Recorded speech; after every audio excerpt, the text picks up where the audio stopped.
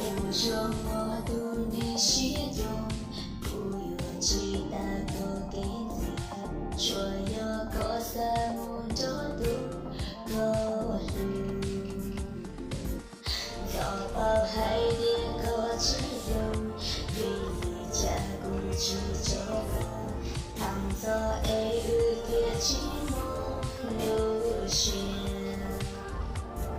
孤单的心。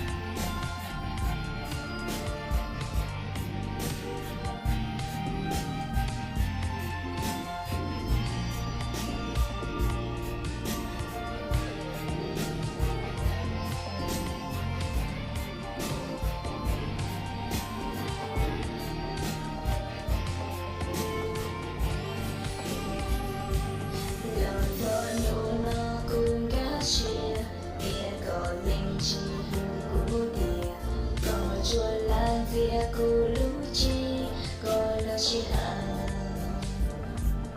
cô chỉ lưu vì cha chỉ khía, cho cô qua thăm gần lại một, cho nên nó có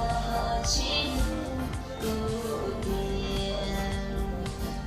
cùng ta bao hai đứa cô lâu, dẫu khi lưu chi cô nhận về, có lúc nó có hơi nhớ cho.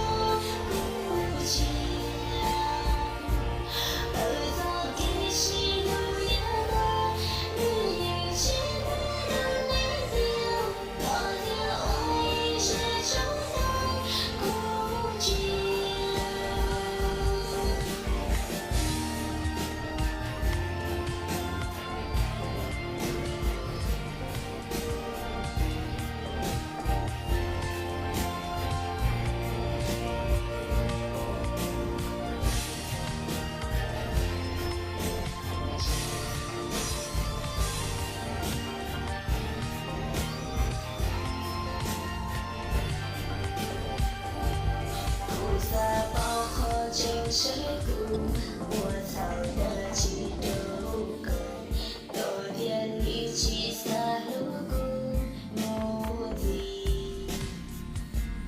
cô bỏ có thao trao có từ hay để có nhờ liều của gì vì đi cha có tiền mua cô cho tiền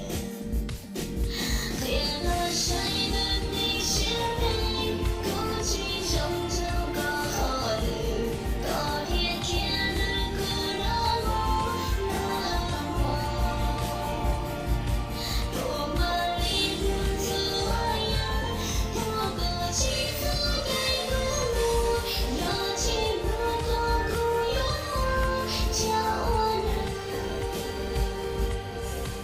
Ghiền Mì Gõ để không bỏ lỡ những video hấp dẫn.